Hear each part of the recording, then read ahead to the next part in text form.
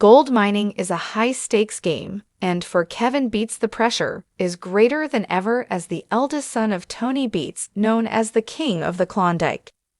Kevin has stepped up as a mine boss, determined to carve his own path, but his journey hasn't been easy with a new location, an inexperienced team, and a bold strategy. Kevin has taken a massive gamble running his operation 24/7 with a green crew. Kevin's team has relocated 100 mil away, marking a new chapter in their gold mining venture. With nearly $2 million of his life savings invested in the mine, Kevin knew there was no room for failure. However, their initial gold haul of just 33,000 was far from the numbers needed to stay on track for their ambitious 1,000-ounce season goal.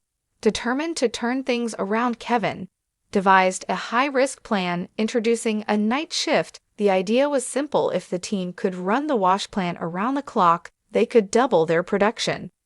But with a mostly inexperienced crew, the challenge wasn't just about finding gold. It was about keeping the operation running smoothly through the long, grueling nights. To make his 247 operation work, Kevin brought in new hires, including 22-year-old Caden Foote. Despite coming from a mining family and having 5 years of experience running wash plants, Caden was still new to this particular operation. His first test cast keeping the plant running through his first ever night shift. The process seemed straightforward: load the hopper, clear the tailings, and monitor the pumps. But in reality, it was a high-press, fast-paced environment where every minute counted. The wash plant processed 150 yards of paid dirt per hour, and any mistake could cause costly delays. Running a mining operation at night presents a host of challenges. Dark and limits visibility, making equipment malfunctions harder to detect. The isolation of the night shift means that workers must make critical decisions without immediate support. Wildlife also poses a threat, adding yet another element of danger. Running a gold mine around the clock is a daunting challenge even for seasoned miners, but for Kevin Beets, who has taken on the role of mine boss for the first time, the stakes are even higher. However, with a crew made up mostly of young and inexperienced miners, keeping the mine running at all hours was a risky endeavor, and that risk became clear when his very first full night shift ended in disaster. Kevin had placed his trust in Caden Foote, a 22-year-old miner eager to prove himself. For most of his shift, things had been running smoothly. The wash plant churned away, processing hundreds of yards of PID dirt.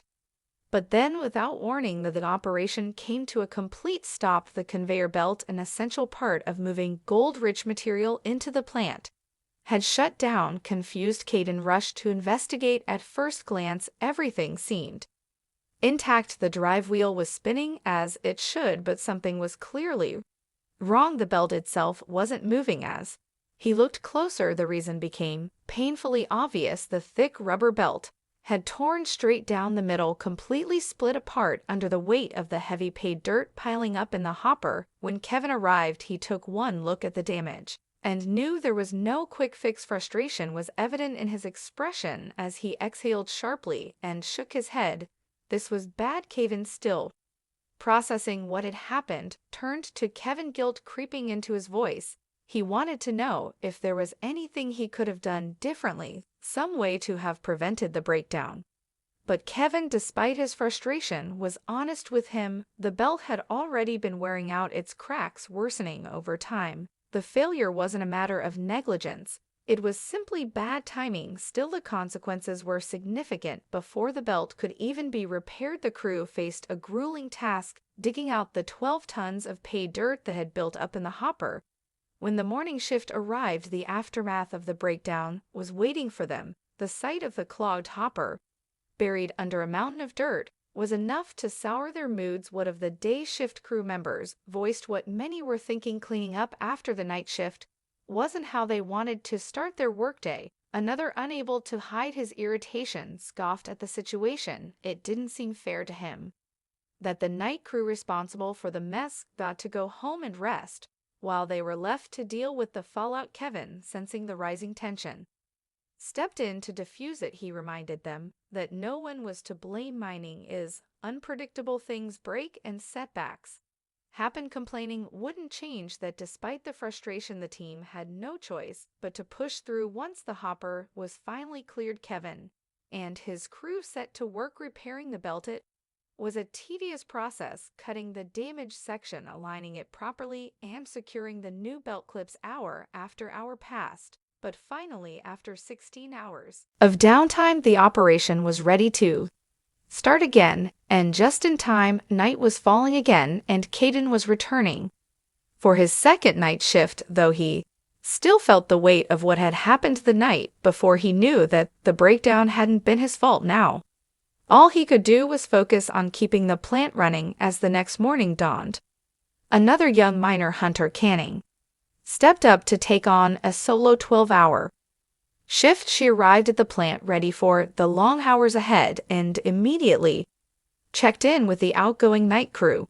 To her relief, there were no major issues to report. The hopper had been running fine all night, and there hadn't been any unexpected shutdowns. With the plant running smoothly, Hunter settled into his routine. But mining is never predictable, and just when things seemed to be going well, a new problem arose. Hunter was in the middle of his shift when she noticed something was off. Nothing was feeding into the wash plant. She immediately grabbed his radio, calling out to his crew. The response was swift: shut everything down. Rushing over to inspect the system, Hunter quickly identified the issue. A massive rock had wedged itself into the conveyor, jamming it completely. Worse still, another rock had lodged itself right against it, making the blockage even more difficult to clear. She let out a frustrated sigh, knowing how much work it would take to fix this. The thought of shoveling out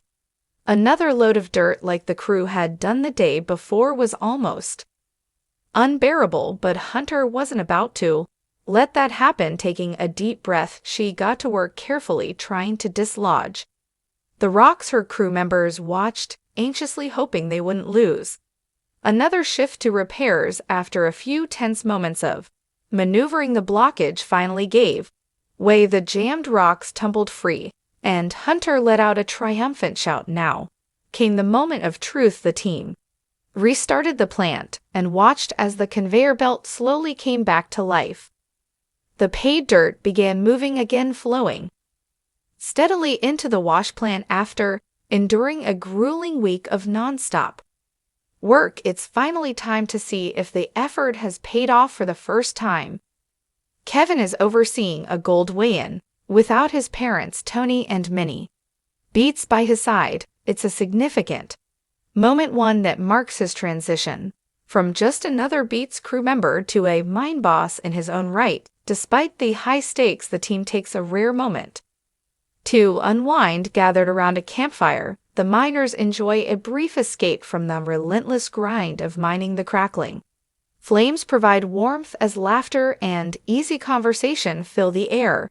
The mood is light. Someone jokes about the perfect weather for a fire, while another playfully grumbles about their constant hunger, hoping for a steak to magically appear. But beneath the banter, an air of anticipation lingers. They all know that the real reason they're gathered isn't to relax.